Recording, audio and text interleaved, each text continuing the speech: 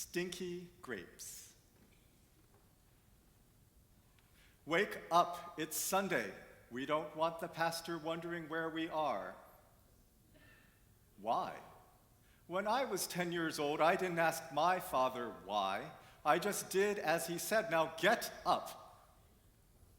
I promised your mother I wouldn't shout at you. Don't make me break my promise. You really want to know why? Okay. I have been waiting to tell you this story, and perhaps now you are old enough to hear it. I was 16 when I first laid eyes on your mother. Her hair was untamed, long and full of curls flowing in the summer breeze. Her face was radiant, glowing like the late afternoon sun reflected in the amber earth. And her lips were lush and full, forming a small, perfect pout. I stood in the town square, yes, the same town square where you ride your bicycle, and took in the sight of her. She stood on the corner of the square with her xylophone and sang. Stinky grapes, stinky grapes, the fields are wild and overgrown with fruit that smells like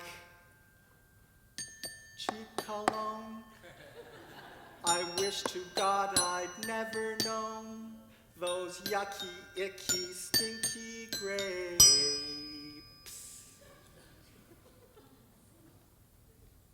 I walked up to her. She looked at me and my knapsack. Where are you going? The city. I'm going to apprentice for a painter. An artist? Not yet. Someday. I'd love to paint a portrait of you. I'm not much to look at in this dress. You wouldn't have to wear it. Excuse me? You wouldn't have to wear anything. Excuse me? Sorry. I mean, it doesn't matter what you wear. You are the most beautiful girl I've ever met. Except we haven't met, Mr. Artist. She held out an old straw hat. Help save the vineyard? Vineyard. She pointed. My eyes followed the length of her slender arm, and I noticed for the first time the rows of grapevines upon the hill behind her. What's wrong with the vineyard? It's a long story. Tell me over dinner tonight. I'm done traveling for the day. Meet me at the tavern for dinner at 7. I'm 15. I can't go out alone. You won't be alone. You'll be with me. Please. How can I save the vineyard if I don't know what's wrong with it? I'd have to convince my father. I'll be waiting. 7 o'clock. She arrived at 7:30. She wore the same dress, but had combed her hair and tied it back with a ribbon.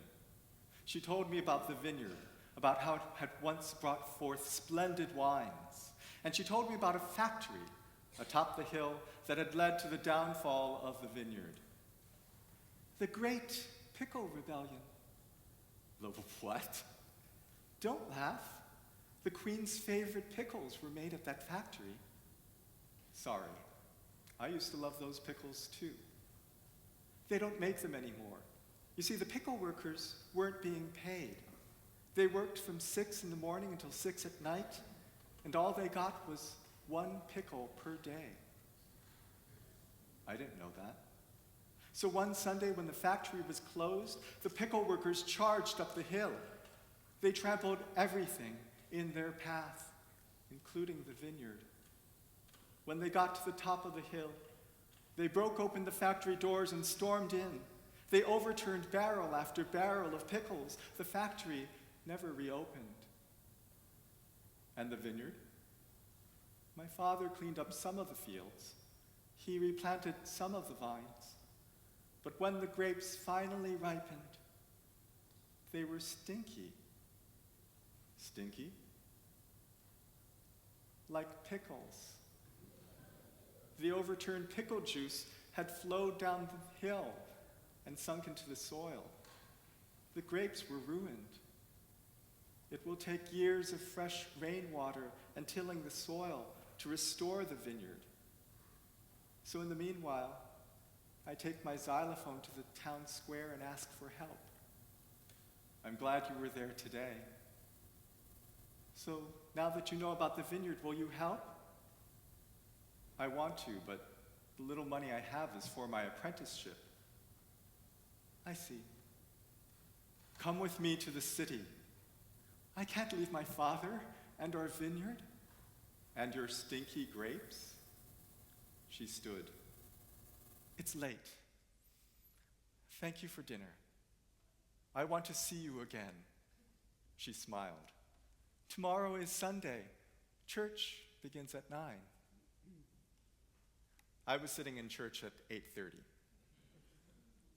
At 5 minutes before 9, she entered and sat next to me. I don't remember anything the pastor said. All I heard was my heart beating. When the pastor began to serve communion, people began to walk up the aisle. She leaned over, grabbed my hand, and whispered, "Follow me." So I did. The pastor served me a piece of bread. It was sweet and crusty, and somehow it touched me. It fed some deep part within me I didn't know existed. Another person offered me a cup. I inhaled and took a sip. The wine was bold and vibrant and full of life. When we returned to our pew, I looked into her dark brown eyes and smiled. She whispered, "It's from our vineyard, before the pickle juice." I leaned over and touched her hand. "I will help you save the vineyard." So on Monday, I wrote a letter to the painter explaining that I would delay my apprenticeship by 6 months. And I walked up the dirt road to the vineyard where I first met your grandfather. He showed me how to clear the land of stones, how to till the soil, how to plant grapevines in rows, how to plant a rose bush at the end of each row. And after 6 months, grapes appeared, green at first and then dark purple. The 3 of us stood in the field as your grandfather plucked the first grape of the season. He placed it in his mouth. He squinted, spit it out, and shook his head. So I wrote another letter to the painter. 6 months became a year, and then 2 years, and then 3 years. Every year the rains would come, every year we would till the soil, and every year,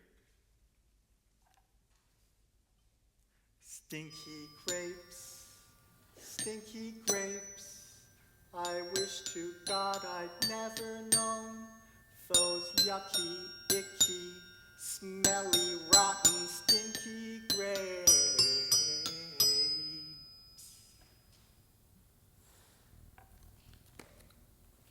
When your mother turned 18, I proposed, and she accepted. The day before our wedding, I went into town and walked into the small church. "Pastor, I've been wanting to ask you, has God ruined the grapes every year so that I would remain here with my beloved?" He shook his head. "God does not create stinky grapes. Everything God does is good. God provides us with sunlight and fresh rainwater and rich soil and vines that can yield the sweetest grapes. It is we who ruin the grapes." I don't understand. It wasn't God who trampled the vineyard and overturned barrels of pickles. It was the angry pickle workers. They were short-sighted. And it wasn't God who refused to pay the pickle workers. It was the greedy factory owners. They were selfish. And it wasn't God who gave business to the factory owners. It was people like you and me who bought and ate their pickles. We were ignorant. I ate a lot of those pickles. So it was I who ruined the grapes. We all ruin the grapes. In our short-sightedness, in our selfishness, in our ignorance, we ruin the grapes. We ruin the goodness that God has given us. Why are we so stupid? We are human. At least our stupidity reminds us that the source of everything good is not humanity. The source of everything good is God. Is there any hope for us?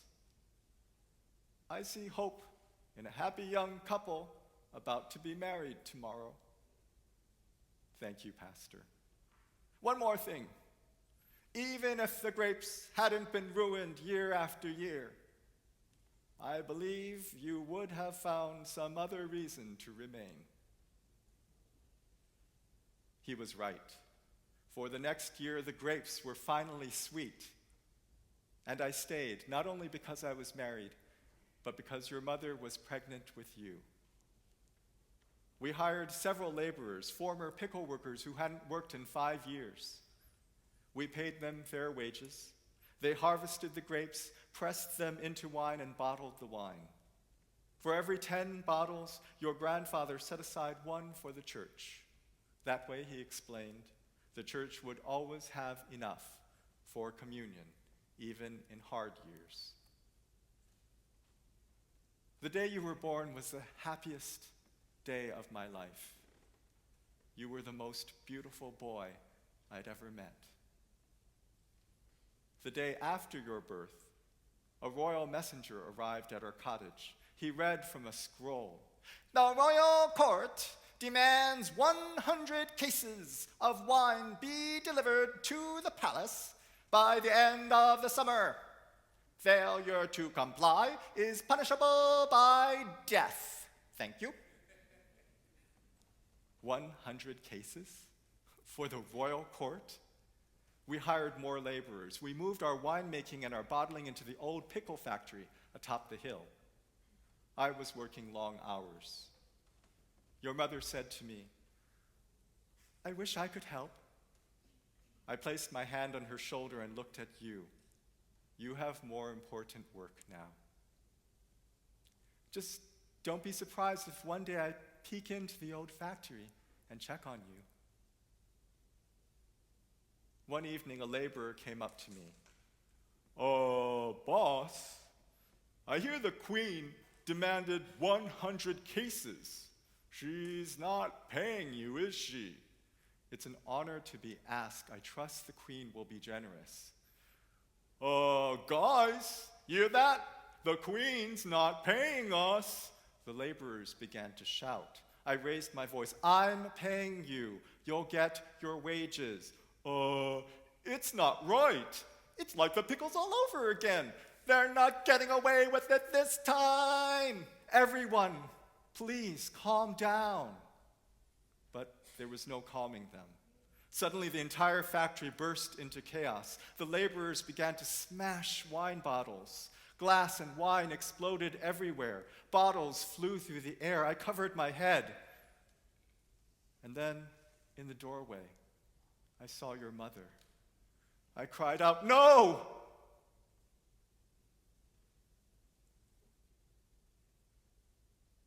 I don't remember what happened next. I'm sorry. All I remember is running to her, falling to the floor, and holding her in my arms until she stopped breathing. The morning after the funeral, I placed you in a sling across my chest, went into town, and walked into the small church. Pastor, I've come to say goodbye. Where are you going? Where I should have gone 5 years ago, to the city, to become an artist. I can't do this anymore. I'm tired. I'm tired of stinky grapes and pickle rebellions and human stupidity. You can't run away from human stupidity. Why not? If I can't, then what's the point? What's the point of any of this? Why even bother? Pastor, I don't know what to do.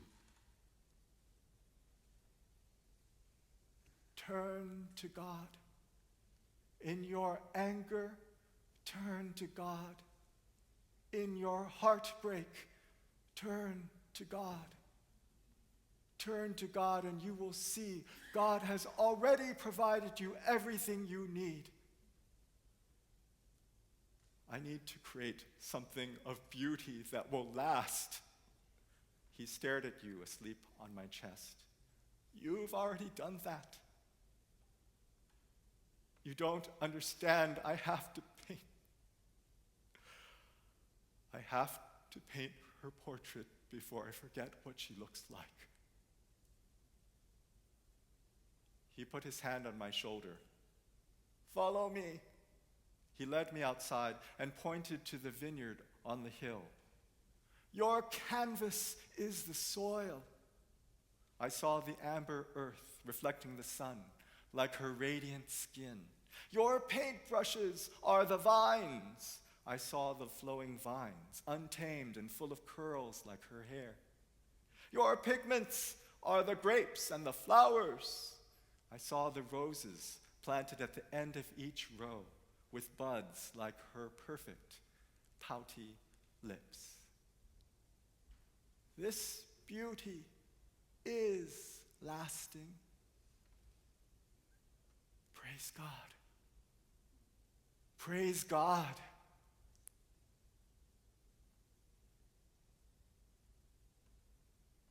And so, my son, that is why we go to church. To praise God for everything God has given us, sometimes before we even know we have it. Now get up. Listen. The church bells are ringing. They're calling us.